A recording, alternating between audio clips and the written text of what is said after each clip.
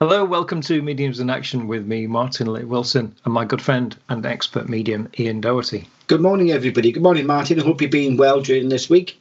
Yeah, I am. I'm sat here in a autumnal, rainy England day. I should imagine you've got the same thing, have you? No, we've got bright sunshine, to be honest. You lucky devil. Flip-flops. You know. We've had heavy rain for the last 2 days, but it's nice to... we had that yesterday, Martin. We had all that rain. Yeah, well, we've had 2 days of it so far, but that's typical of North York moors. So yeah, it's nice. It's nice. Yeah, it's good for the garden and all the animals, the frogs and everything else. In fact, we had the first visit of a hedgehog this week. Oh, so. Wow, they're lovely, aren't they? Oh, they're amazing little things. So we've gone out and we've bought a little, like a hedgehog nest. So apparently we bury it underneath, or semi-bury it with some leaves, and they can sleep in there over winter. Oh, it's nice. I mean, I regularly get hedgehogs in this garden, particularly when it was a lot wilder than it is now. I've cut it back, but we used to have, a good family of them snorting around. Oh, fantastic. Absolutely amazing. It's great when you can encourage wildlife into your garden. And, definitely. Especially with certain environments and things like that have been destroyed over the years, but it's nice that we can encourage it in our own gardens. No, it is. It is. Butterflies, bees especially. I have loads of dandelions. People say, oh, you're lazy. I said, no, it's for the bees. Oh, you just saying that because you're lazy. No, it's for the bees. Yeah, it's amazing because we've kind of wilded an area of our garden as well. So we've got, I cut the grass and everything, and there's a certain area which I've left wild, and we've got sort of wildflowers that are growing in there. And yeah, there are, kind of plants that you would class as a weed. I mean, a weed is just a plant that you don't want there. It's still. Yeah, that's it. I mean, dandelions are part of the sunflower family. I know, they're gorgeous, absolutely gorgeous. And this time of year, when bees are getting ready to hibernate and kind of get ready for winter, they come in very, very handy. And also at the beginning of the year as well, when dandelions come out. So, nice. But today we're here to talk about, we're going to answer people's questions. And we've had some amazing questions coming again from our study group and also people from our forum. So we've picked out 4 questions that have been sent to us, which we think really stand out and really ask some very, very interesting questions about mediumship and also spirit as well. But let's start off with the first question, and this is from Cynthia. And her question is, both of my parents passed away this year, but they both had diminished capacity during the month prior to passing. Did they know that they were entering the spirit world? Were they visited and guided by spirit leading up to the end? Do you want to start off with that one, Ian? Yeah, there's a little bit of a misnomer, I think. Not being rude to people in general there, but it's sort of put over into the sense there. It's the spirit within that is very much knowing what is happening. So whilst the physical body, our physical senses would be a better way of putting it over, whilst our physical senses are very much aware of what is taking place, granted of the illness, is there medical intervention in helping the person to be calm, not calm, be in a situation where they are peaceful, they're not in pain and stuff, So it does depend, when you've put diminished capacity, that could be coming into a lot of things. People generally ask the question of this when it comes over to being people having, what you call it, dementia, they're in a coma. Basically, the more severe the faculties are hampered, then the less physically aware the person within the physical body is.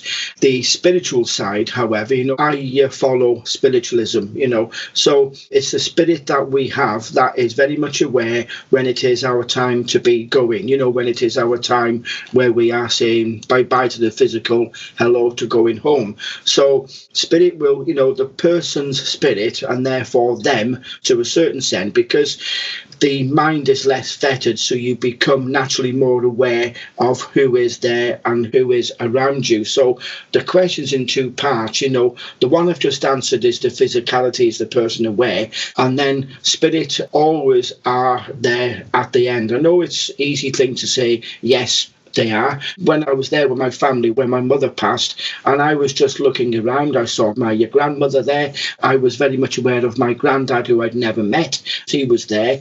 And you often hear people, particularly stories related in care homes, of, oh, John's come to see me, or Barbara's here, or whatever, and they're very much aware of, oh, Dad's here, or Mum, and they mention it before they pass. And that is where I do feel you have that sort of bridging from the fetters of the physical mind, giving away to more of what we all have is a mediumistic awareness that does allow us to perceive spirit, So, yes, I do believe fully that we are aware, and we do largely see, bearing in mind if we're in a coma or not, then we are very much aware spirit side of life. It's a very interesting question, to be honest. What's your take on it, Martin? Yeah, I'm exactly the same. And my reasoning is obviously the number of cases where people have, as you say, have suddenly, near the end, they've said that so-and-so's here, or, well, my mum's here, or this person's here to lead them on to the next world. I think the huge amount of evidence of that, the amount of people who've seen that, but also from a personal perspective. And I remember my granddad, who was a kind of Sheffield steel worker, very gruff, but he witnessed his granddad, who again was incapacitated for the last 3 months of his life and through various conditions, and they literally he'd not moved, he'd not talked for 2-3 months, and suddenly he sat up and he looked around at everybody, smiled at everybody, his face looked very relaxed, and he said, "Oh," and he mentioned his auntie and his uncle's names and said, "Oh, they've come to collect me," and then died. Yeah. And that was it. That was his last words, and that was the only words he'd spoke for months. Yeah. And my granddad said he honestly believed that they'd come to collect him. Absolutely, kind of collect him in that respect. So I certainly believe that. And it's interesting, there's an old English tradition as well, is if somebody was on their deathbed or perceived to be on their deathbed, because obviously there was a lot of uncertainty in the olden days, and in the Middle Ages and that sort of thing. So what people used to do was close the shutters on the windows, block up the chimney, shut the door, lock the door, to stop death or spirit coming to take the person into the spirit world. Yeah. So again, I think there is some grain of truth in that, and the grain of truth is they were trying to stop spirit from coming and not taking, but actually, taking, but not taking people away. It's about helping people transition from this existence to the next. Oh, definitely. So I honestly believe that, whatever capacity you are in at the end, that yes, your spirit is aware of what's happening, and it's guidance from spirit that's leading you, and it's a beautiful thing. It really is. And there's many stories of that, and it's worth seeking that out as well. Cynthia, definitely. Is things by Scott Rogo. He wrote a number of books about that sort of experience, and also out of body experiences and the whole paranormal aspect. But he did write about a number of cases where people saw spirit, and you've all heard of kind of people seeing the bright light and actually meeting family members there as well. So I certainly think that spirit is involved right at the beginning, right at the end, and all the way through your life, definitely, to help you and guide you. Yeah. That's a great question, that, Cynthia. And we've had another question from. Yeah, question. Sorry, Martin. I don't mean I've been I'm talking over there. I've got them copied down, so I thought this one is right in your ballpark. With your understanding, your background. With you having run a paranormal company for such a long time and coming over to your interest into everything. You know what I mean? Into everything that is paranormal. So, would it be okay if I read the question to you? Yeah, far away. Yeah. What do spirits think of the paranormal? Investigation, stories, evidence. Are they curious as us, or do they have a deeper knowledge about it than we do? That is one part of the question.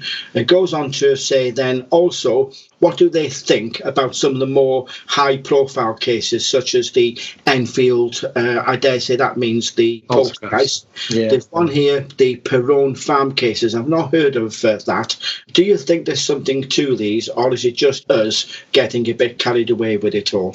There's quite a few questions in that one question. Thank you, Kelly. Right, I think I'll break this down. So let's firstly talk about my feelings about the Enfield case in particular, because I've actually read and met Janet from the Enfield Poltergeist case. And also I've met Guy Lyon Playfair as well, who was one of the main investigators and wrote the book, This House is Haunted. So I've talked to them, and I have no doubt that the Enfield Poltergeist was real. And what I mean by that is that the evidence that was recorded at that time is real. Things were happening. I would say that there was genuine paranormal activity happening there. There was so many people who witnessed it. One of the most interesting things that I took away from this, from the Enfield case, whatever you think, you could say, well, it was just a bunch of girls causing poltergeist activity. And do look into it, people. It is called the Enfield Poltergeist if you find it. It's an amazing series of events that happened.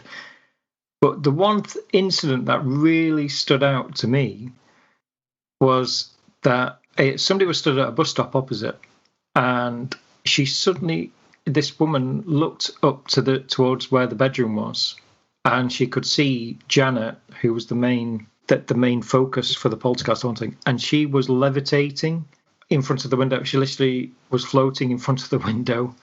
Wow. And the woman just was petrified. And what I remember is that she went to the door, and just as she went to the door, she heard screaming and Janet running downstairs saying, "The poltergeist lifted me up. And the woman knocked on the door and just said, I watched that, I saw it happening." And there was nobody else in the bedroom with Janet. Mm-hmm. Now, unless Janet's got supernatural, unless she's a great magician and she decided, oh, I know, I'll float in front of the window in front of the people from looking at the bus stop. It's just a huge amount of weirdness. Now, what I would say is with any poltergeist case and any ghost case, there's always an element of trickster in there. And you can look at things like Jeff the Mongoose, which was a poltergeist case on the Isle of Man. You can look at, there's always an element of trickster. And unfortunately, there's a relationship between the investigator and the witness. And often the witness will feel that they need to fake or enhance a particular case. And I've been reading this week, actually, and researching a poltergeist case from the 1930s, in which that there was some incredible activity. I mean, amazing activity, including teacups flying around in front of journalists, the full works. And then it's kind of all been covered up. And in the end, there was no doubt fakery from the person. Now, they didn't do all the fakery, but they did some when it started going quiet. When the poltergeist wasn't actually doing something, they felt the need that they had to prove the experiences that they had, so they faked. That's a shame, that. Yeah, it is. But I think it's one of those things is when you're looking at the psychological nature of a witness, it's almost like people who are hypochondriacs, that you go to the doctor with, you've got something wrong with you, and then the doctor says, "Oh no, there's nothing wrong with you," and you kind of, "Oh well, hang on a minute, I'm feeling this," and it's a similar sort of situation. Enfield, no doubt, is tarnished with that. That some people think it was fraudulent or some of it was made up or whatever. But I think there is a core phenomena within that case. So that's what I would say from my perspective. I've never asked Spirit what they thought of that particular case. I don't know if you've ever done the same. If some of that's not really crossed my mind, the poltergeist. It's not something that I go actively researching into, but I have interest in, because I'm thinking, well, what is going on? Is it possession? There's all of that in the media and the films, and I think getting down to it, like as you've mentioned, talking to witness, seeing what's at, and having people cooperate and interact in a very much a scientific way. I feel that is the way to deal with this, I think, from my point of view. Yeah, I think part of the question is, what does Spirit think of paranormal investigation stories and evidence? And again, it's not something that I really asked, but I have been in paranormal investigations where my guide or a spirit at the location has told me things. And I remember, and I've got to be really careful here, I remember investigating at a location, and the medium was walking around and saying, oh, I'm picking up on this, it's satanic, it's devil worship and all this. And suddenly I heard something from behind me say, liar. No, what? And I thought, who's that? Liar. And it was again, something was saying liar. And I was kind of thinking, what's it? And I just calmed myself down while everything was happening. And I communicated, and it was a gentleman, and he said, that's lies. That's lies. This didn't happen. And I felt that this spirit was very upset with what the medium was claiming had happened and picked up. Yeah. And actually, when the medium was claiming to be overtaken by a satanic energy or whatever, the spirit was really upset about it, really annoyed. And in fact, it probably influenced that I no longer took that medium to that location, because the spirit, without doubt, was telling me that, look, this isn't right. What he's saying is not an accurate representation of our lives here, and not just his life, but other spirit that was there. Yeah. Go on. Sorry, Martin. No. So I mean, that's it, really. I mean, that's what I would say is spirit no doubt knew that I was taking people to this location, and no doubt targeted me directly because of my mediumistic ability. Yeah. And to say, look, this is nonsense, stop it.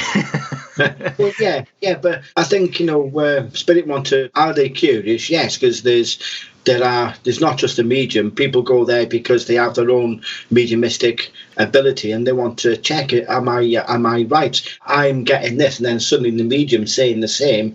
It's verification for them, and I do feel spirit want to put over, as you've mentioned, their side of the story. No, that didn't happen. There wasn't a fire here in September 1886. It was June 1886. I damn well know, because I died in the damn thing. And then on checking back, you find actually it is June, not of that month. They tell you places this was used as such and such. That when we went in York and they were saying this is a charnel house, and I thought, what the hell is that? But it's where they stored bones, wasn't it? So it's little things like that. They tell you what is there, what it is of, and helps the medium in order to help archaeologists, the researchers, you call them historians, to perhaps get their facts more to the point. You know what I mean? Yeah, I think there's no doubt that I think spirit want a level of authenticity and accuracy. Yeah. When it comes to paranormal investigation. So I think what always interested me is how a location, I mean, obviously spirit's not there to be sort of lapdogs to perform when we tell them to. But that always intrigued me, and that's something I always asked spirit was, why are you performing now and you didn't perform yesterday? Yeah. And a lot of it is we're not seeing the bigger picture. I felt, well, I was told that is actually it's a bigger picture. The people who needed to see the evidence saw the evidence. So the people with a deeper meaning and things that I'm not aware of saw the evidence that they needed at the right time. Yeah. And that's why sometimes you take a group to a haunted location and it would be dead, and some of it's the participation and how open people are, no doubt, but a lot of it is the people who needed the evidence got the evidence, and the people who would totally dismiss that evidence all the time wouldn't get that evidence. But saying that, there's times where I remember a complete skeptic coming down from Aberdeen going to the Gallows of Justice. He had an amazing experience where a big heavy cross was thrown at him, and that was the evidence he needed, and it changed his life. And I always remember one of the first events I ever did. We had a guy who was a top level banker in based in London. And with the experiences he had on the events, he changed his life. So he left banking, trained as a plumber, and started working with his son every day. He said, I realized I'd not spent time. He said, one thing that the Spirit gave me and learnt to me visiting these haunted locations was that the time we have on Earth is limited. And I wanted to spend as much physical time with my son. So I changed my job and became a plumber.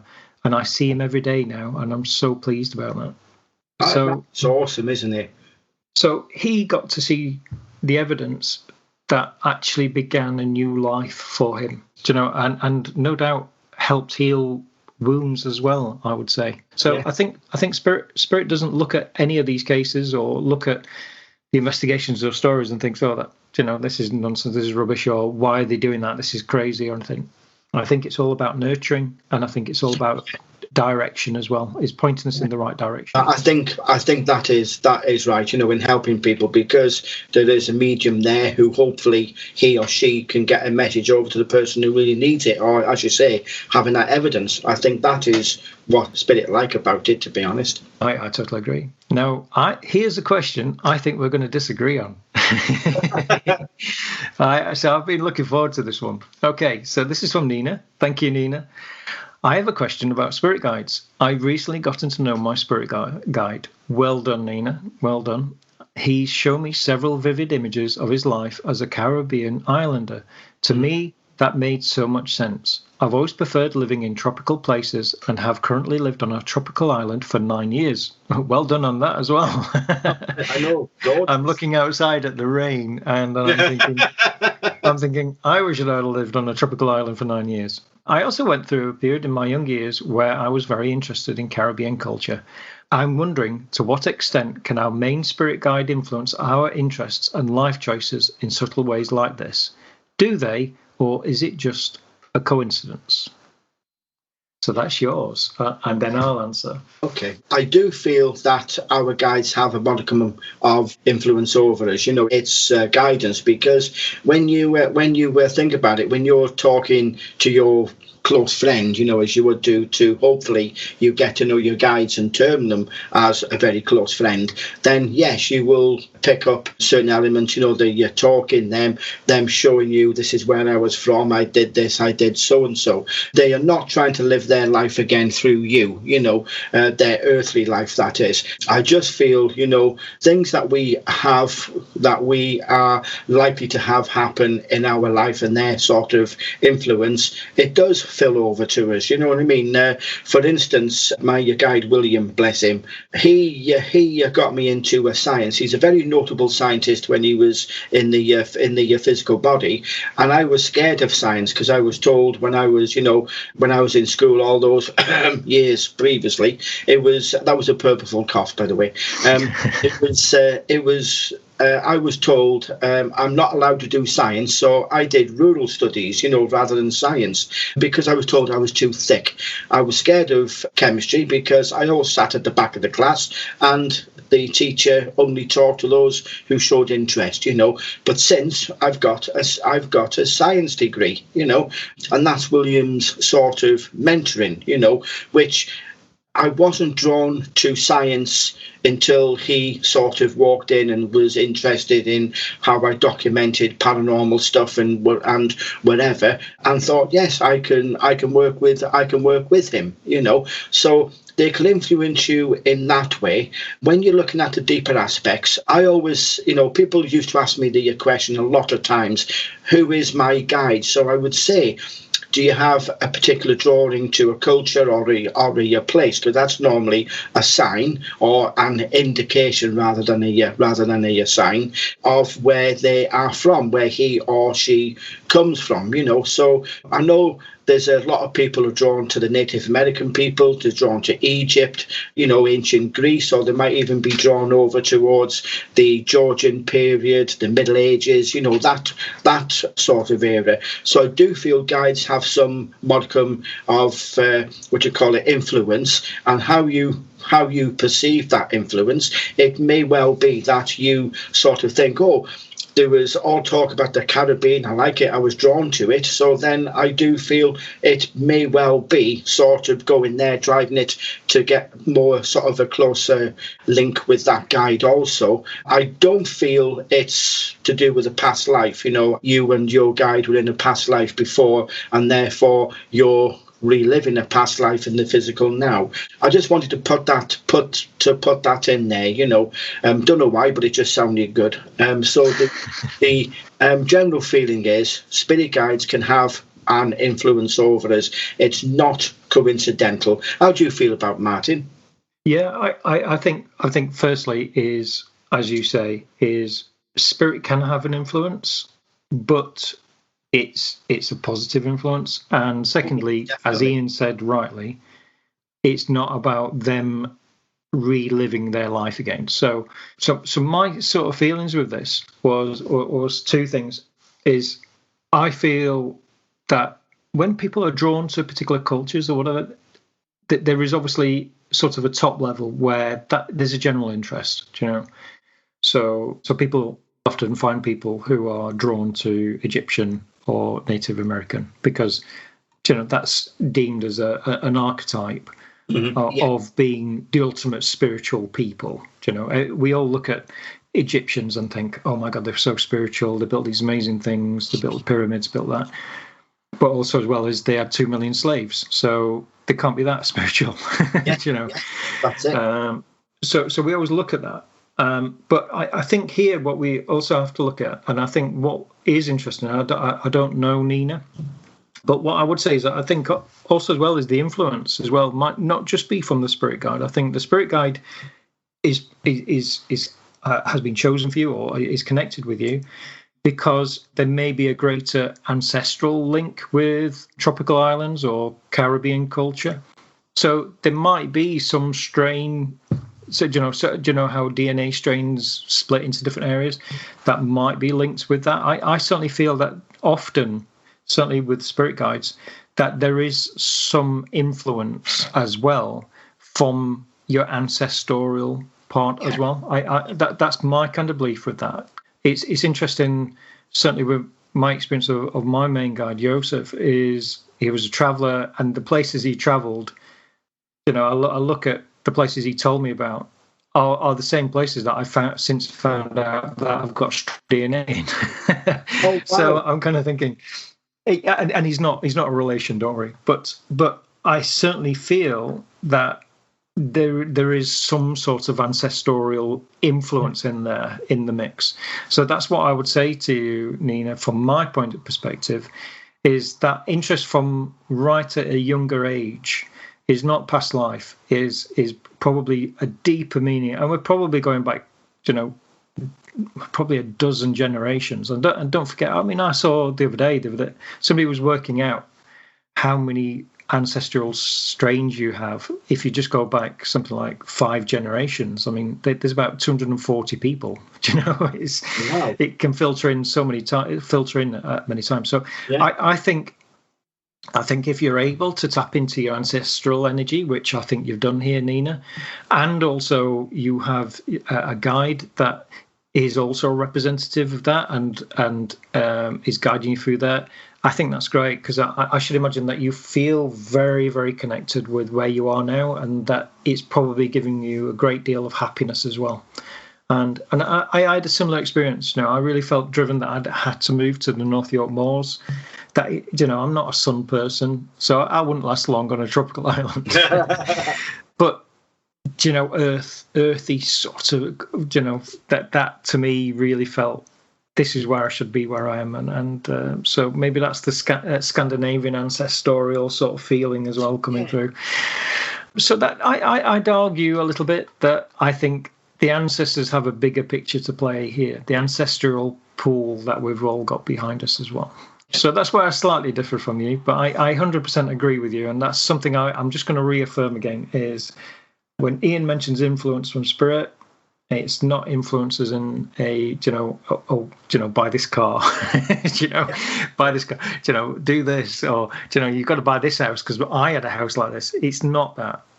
If anything, it's nurturing people to give them greater happiness, long-term happiness that's born from feeling grounded and feeling happy in the place where you live. And that's why I think Nina is living on a tropical island. Yeah, is lovely. It is from that perspective. And we've got one last question, I believe. Yeah, I think again, Martin, I'll read it out to you if that's okay, Martin. Okay. I haven't worked on mediumship in a while, and I'm actually taking a medium oblique spiritual break. I don't see the topic brought up a lot, shutting off our gifts for self-care.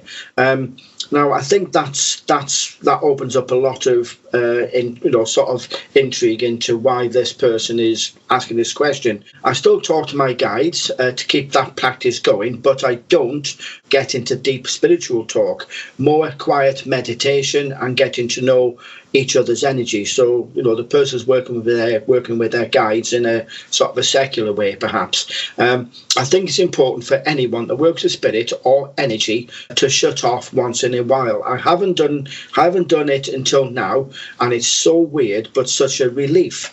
Like being able to walk through an antique shop and it's completely quiet, as things are just objects. What are your thoughts on mediumship shutdown? Do you think it's healthy for practice, or would you do something different? Well, I think if firstly, my sort of feeling, my initial feelings is firstly, with any interest that you have, and whether that is tennis, collecting stamps, watching TV or whatever, it's always good to have balance in your life anyway. So yeah, well, I mean, without a doubt, any life that you lead must have balance. So you do have to, kind of walk away from things every now and again, and you do have to have that break and not be utterly focused on doing something, all the time, or kind of interested in that subject all the time. So whether you read different types of books, or I'm not a big TV watcher, but what I'll do is I'm not just reading books about paranormal evidence every day. I'm kind of, I'll split it up. Martin. Pardon, sorry? I reckon you are. No, I'm not. No, I promise you. But I'll read. I'll 1 minute I'll be reading graphic novels, or I'll be. The main thing is it's balance, and I'd say that to anyone. And Amy makes a real point there. Is that you do have to balance it, and the way how she's balancing it is she's not shutting down. She's saying, "Oh, it's good to shut it off," but she's not, because she's admitted in a message that she's still in touch with the spirit guides. So she is still in touch with the spirit guides. Yeah. But it's like a relationship you have with a best friend or whatever. There might be a time where you see them 2-3 times a week. There might be times where you don't see them for a month or 2 months, or you're not in touch with them here and there. It's just what life is about. And when you become comfortable with your guide, that's when it feels better to not shut off, but be able to not feel that guilty sort of feeling, say, oh no, I have not done my meditation, oh no, I've not done this, or I'm not, I should be doing that. No, it doesn't have to be you don't have to do that. You've got to live your life balance, and that's balancing your work, your family, the pandemic. You've got to balance it all.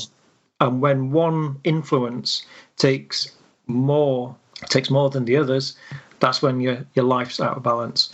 But everything Amy said there, I totally agree. I don't believe you can shut off. We've talked about that before. You can't shut it off, but what you can do is just, kind of step back. You can step back and say, right, okay, I'm not doing this. And spirit knows that. When you say to yourself, I don't feel like I'm going to be doing this, until I feel happy again, or I feel that I've got my life back in order, or I'm doing this, that, or the other, then spirit will leave you alone, and will come back when you say, I fancy a meditation, I fancy this, I fancy doing this, or how are you doing, spirit, or can you tell me about this? Do you agree? I mean, what do you feel about that? Well, that is part of the process. You can say to your guys or spirit or a break, and they are very much aware of what is going on and what your thoughts are. So yes, they will stand back unless it's of import, and then they will ask you, oh, by the way, this is import. If you speak to this person, so they give you the choice. They don't say you must. I do, however, totally agree with you. You can't shut it off. That is like just shutting your mind down, which is obviously physical death. But you can step away from it. You can. I mean, there's regular. I can go through a reputedly haunted building or a area that has hauntings, whatever.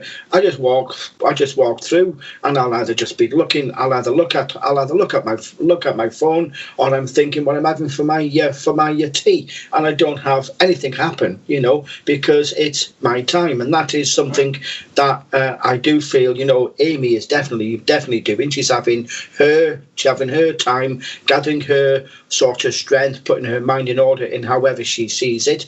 I'm still talking to a guide is a very critical process for anybody, whether you're starting mediumship or whether you're fully within mediumship. It's nice just to. I mean, I work every single day spirit, and last week I thought, what, I'm having a week off, and I caught up with admin. I didn't do any mediumship readings or anything there, but I was still very much aware of spirit spirit with me, and they just gave me that time. I spent more time with the putty tats out on my garden bench having a cup of coffee. That's me, the coffee, not the cats, by the way. They have beer, but it's just of a sense that you can step back, and that is the part of the communicative process with do you call it spirit? Absolutely. Well, I must say, I think they've been 4 incredible questions. Definitely. And they are talking about so many different aspects of the paranormal. Yeah. And so I hope everybody who's listened to this podcast today has actually taken things away from this, because it's amazing how diverse the questions are. But they're all interconnected yes. through all of them. So I really enjoyed answering these questions. Really, I could go on for hours, though. That's the problem. I know that is, and it is. It's as you said, Martin. It's very much interesting. And thank you for your questions, people. Lovely.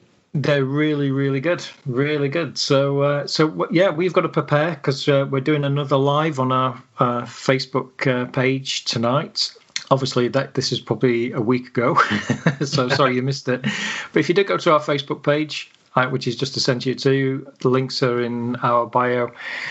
We are going to start doing regular monthly lives, and it's light-hearted. We chat, we discuss about spirit, answer people's questions, do a little bit of divination, and we're going to start doing a few little studies here, little exercises and things like that as well. So do join us there, and if you are enjoying the podcast, please subscribe, do rate us, review us. Over this last month, we've had 20 new reviews, which is really incredible. And thank you very much for everybody who gave us, it looks like they're giving us 4 and 5 stars, which I'm very, very pleased about. So thank you very much for that. So Ian, great to talk to you again, and I'll be talking to you in a few hours. But it's just great working with you, Ian. And with you. And one thing I would say is everybody that Ian told me about his issues that he had at school, and how they kind of put him to the back of the classroom and that sort of thing. And I've been so lucky that over the last 20 years I've known Ian, and I saw him get this new spirit guide, William, come along, and then suddenly Ian was in science mode. And how he got through he didn't get through. He really worked damn hard on that degree, and he did it absolutely incredible. And it's great. I tell you now, that journey, I can't wait to see what you're going to do for the next 20 years. But I tell you now, what you did on that degree was, absolutely amazing, Ian. So give yourself a good pat on your back, Ian. So It's all work with the upcoming book called The Colour of Disease, working with seeing disease in the aura. And the science degree I did was health sciences. And William's chomping at the bit to get it written, to be honest. Fantastic. Can't wait for that. So, well, you have a good week, Ian. And everybody, thank you very much, everybody. And we'll talk to you very, very soon. Okay, bye-bye.